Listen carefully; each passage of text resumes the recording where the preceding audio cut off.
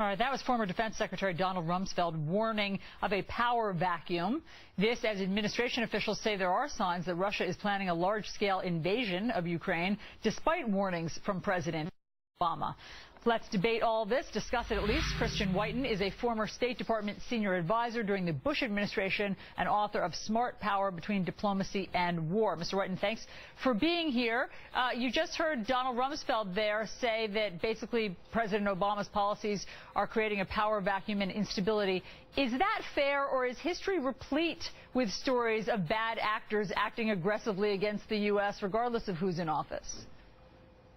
No, I think it does matter who's in office and what they're doing. You know, Secretary Rumsfeld pointed to a leadership vacuum, and I would defy any of your viewers, whether they agree with Obama or not, to explain what our foreign policy is toward Russia, toward Europe, toward the Middle East, towards China. It's just sort of inexplicable. But then drilling down, I mean, what do other leaders look at when they want to see if America's on the rise or on the decline? They generally look at the economy and the military. Well, economically, we've had 5 years of economic malaise. Growth is barely 2% now. I think if you measured inflation accurately, it would actually be closer to 1, maybe even less. And then if you look at the military, you know, Secretary of Defense Hagel just announced he wants another round of cuts to the military and a reduction in the Army to before World War II levels. And that's not the first one. That's about the third or fourth successive round of cuts the military has gone through since 2008. So real cutbacks in American power and prestige. And in fact, analysts have pointed out that this is not the first time that foreign leaders have flouted President Obama's demands or even his lines in the sand. They talk about the Snowden incident. China and Russia disregarded the president, asking them not to give him safe haven. The red line, of course, in Syria that he laid down, Uganda violating human rights abuses, Hamid Karzai in Afghanistan. So does all of this history suggest that we are a superpower in decline, or are these things cyclical? I think the perception, there's a clear perception war.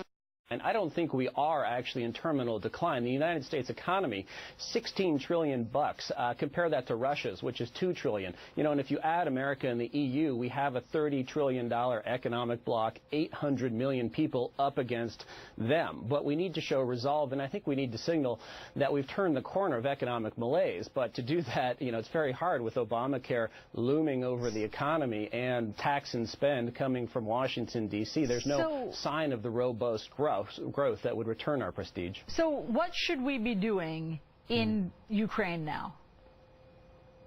Right, in Ukraine, I think two things. One, in the short term, you need to make Putin feel financial pain. I mean, we don't need to talk about whether, you know, the sort of dichotomy of troops or nothing. There's a lot we can do in the middle.